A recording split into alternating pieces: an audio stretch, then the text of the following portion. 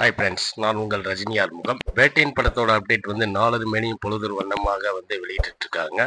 எல்லாருடைய கேரக்டரையும் வந்து அறிவிச்சிட்டாங்க. கடைசியில் வந்து கிஷோர் நடிக்கிற கேரக்டரில் வந்து ஹரிஷ்ங்கிற கேரக்டரில் வந்து ஒரு சின்ன ப்ரோமோ வெளியிட்டிருந்தாங்க.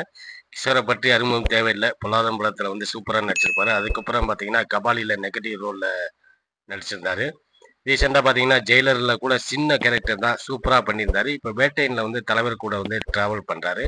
மேலும் அமிதாப் பச்சனுக்கு வந்து பிரகாஷ் ராஜ் வாய்ஸ் ஏஐ மூலமா வந்து கொடுத்துருக்காங்க. இப்போ அதை வந்து சேஞ்ச் பண்ணி அமிதாப் குரல்லே வந்து ஏஐ மூலமா வந்து பேசுற வீடியோவை வந்து வெளியிட்டிருக்காங்க. ஸோ புதுசா வந்து வேட்டையினோட அப்டேட் வந்து வந்துகிட்டே இருக்குது. தலைவரோட கேரக்டர் தான் இன்னும் அறிவிக்காம இருக்காங்க. கூடிய சீக்கிரம் வந்து அதையும் அறிவிச்சிருவாங்க போல.